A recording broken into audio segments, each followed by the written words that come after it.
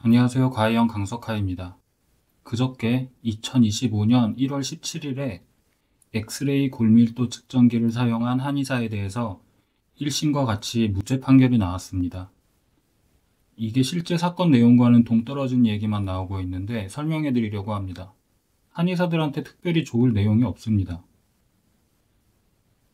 제가 아직 2심 판결문은 못 받았는데 1심 판결문을 보면 사람들이 생각하는 것이나 한의협에서 설레발치는 것과는 내용이 많이 다릅니다. 2심도 항소 기각이니까 아마 차이가 없을 겁니다. 일단 문제의 기기는 이 제품입니다. 2005년에 나왔는데요. X성 골밀도 측정기입니다.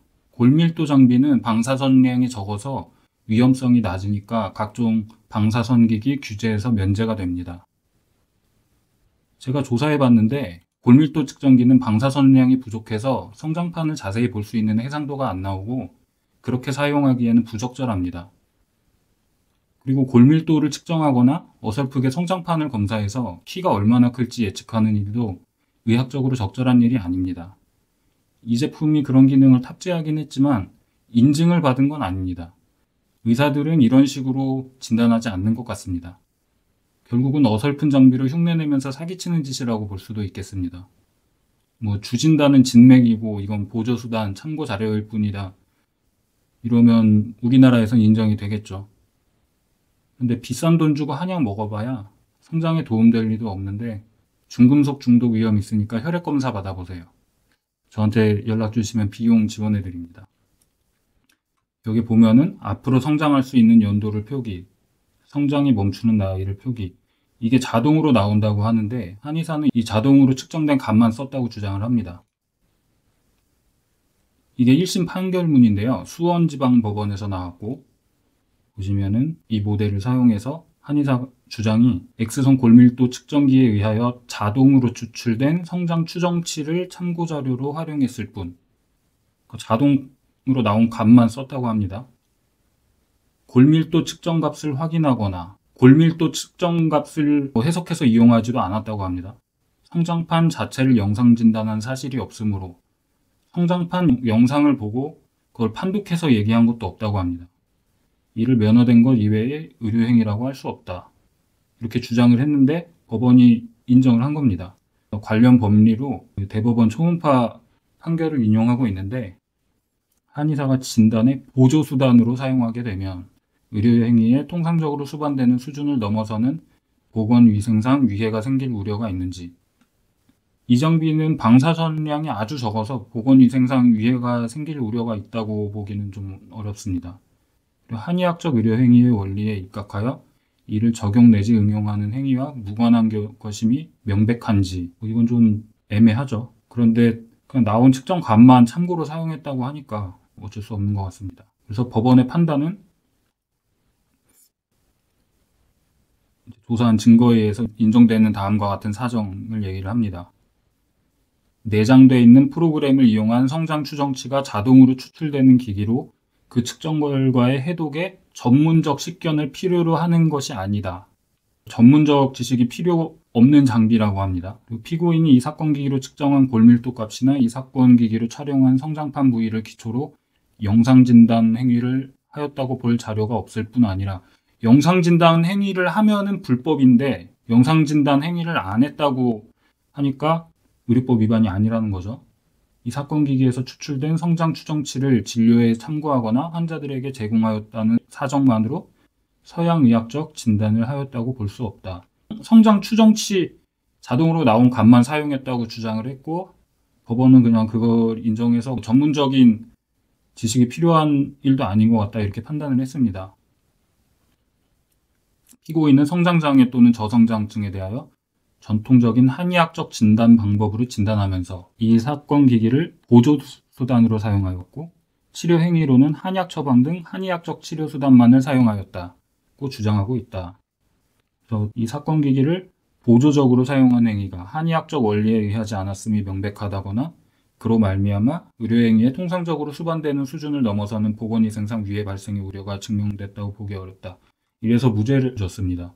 2심 판결문도 항소 기각이니까 여기서 다르지 않을 것 같고요. 그리고 2012 헌마 551 헌법재판소 기소유예 처분 취소 판결, 이게 중요한 게 있었습니다. 이 사건은 한의사가 안압 측정기, 자동 안굴절 검사기, 청력 검사기 같은 측정 결과가 자동으로 추출되는 기기를, 또 신체에 아무런 위해를 발생시키지 않는 기기를, 측정 결과를 한의사가 판독할 수 없을 정도로 전문적인 식견을 필요로 한다고 보기 어려운 기기는 한의사가 써도 된다, 이런 판결이 있었습니다. 그래서 헌법재판소 판례 때문에도 여기 한의사가 주장한 사실이 거짓이라고 볼 만한 증거가 따로 없다면 이거는 그냥 무죄가 맞는 것 같습니다. 이렇게 따져보니까 한의사들한테 이룰 내용이 없고 활용할 수 있는 기기가 늘어난다거나 엑스레이를 찍을 수 있다거나 하는 의미가 아닌 게 분명합니다. 그래서 이 사건을 대법원 갈 필요도 없을 것 같고 가봐야 의미가 없을 것 같습니다. 그런데 한의학 보도자료를 보면 초음파와 뇌파계에 이어 엑스레이 방식의 진단기기까지 있다는 승소로 한의사의 의료기기 사용이 가속화될 것이라고 환영했다. 의료기기 사용이 가속화될 만한 판결이 아니죠. 왜냐하면 한의사는 자동으로 측정된 값만 썼고 엑스레이 영상을 이용하지도 않았다고 하고 골밀도 검사 결과값을 자기가 활용하지도 않았다고 했죠. 그래서 무죄가 나온 건데 이런 내용이 아닙니다. 엑스레이 방식의 골밀도 측정기를 활용한 것이 한의학적 원리에 부합하지 않거나 통상적인 수준을 넘어서는 보건위생상 위해 발생의 우려가 있다고 볼 수 없다는 취지로 한의사의 손을 들어준 바 있다. 이런 식으로 얘기를 하는데 한의학적 원리 이런 걸 떠나서 그냥 키가 얼마나 더 클지 자동으로 나온 결과값만 활용했다고 했기 때문에 인정이 된 거죠. 한의협이 엑스레이 방식의 의료기기 사용에 대한 법적 근거가 다시 재확인됐다고 주장을 하는데 여기서 엑스레이인지 아닌지 이런 게 중요한 게 아닙니다. 한의사가 자동으로 측정되고 안전한 기기를 사용했다. 그게 핵심이기 때문에 한의사가 엑스레이 방식의 기기로 엑스레이로 흉부 엑스레이를 찍거나 골절을 본다거나 그런 장비를 들여놓으면은 그 장비는 골밀도 장비와 달리 규제가 여러 가지가 있고 한의사는 달성할 수 없는 방사선 안전관리 책임자 이런 규제가 있기 때문에 한의사는 그 처벌을 피할 수가 없습니다. 한의협이 이렇게 왜곡해서 주장을 하고 있는데 한의협이 합법이라고 거짓말하는 걸 믿고 리도카인 썼다가 벌금 800만 원 맞고 대법원 가 있는 사건 아시죠? 그때 제가 거짓말이라고 바로 지적을 했었습니다. 이때 한의협 회장을 하면서 거짓말했던 최여경 변호사는 지금 그 리도카인 벌금 맞은 한의사의 변호사로 재판에 나오고 있습니다. 이 사건이 그때 자기가 주인인 함소화제약이 한의사들한테 리도카인을 판매한 게 불기소된 건데 한의사가 써도 된다고 그냥 한의사들한테 거짓말을 해서 그걸 쓰게 만들었고 그래서 함소화제약은 돈을 많이 벌었겠죠. 리도카인을 팔면서. 괜히 피해는 한의사만 보고 지금 최여경이 변호사 수임료를 한의사나 한의사협회한테 받는지 모르겠지만 설마 그 정도까지는 하진 않겠죠. 공짜로 해주겠죠. 하여튼 한의사들은 이렇게 서로를 자꾸 속이는 것 같아요. 그러니까 우리 한의사 여러분들도 그 한의사나 한의사협회 주장 함부로 믿지 말고 잘 의심을 해보시고 누구 얘기가 맞는지 제가 하는 얘기도 잘 생각을 해보시고 판단하시길 바랍니다. 괜히 한의협 주장 믿고 의료기기 샀다가 처벌받거나 헐값에 처분하는 그런 아픔을 겪지 않으시길 바랍니다. 그리고 의사협회에서는 이 판결에서 벗어나는 행위, 그러니까 영상진단을 하거나 현대의학적 진단을 하는 한의사를 찾아서 고발해서 유죄 판례를 만드는 편이 제일 좋을 것 같습니다. 시청해주셔서 감사합니다.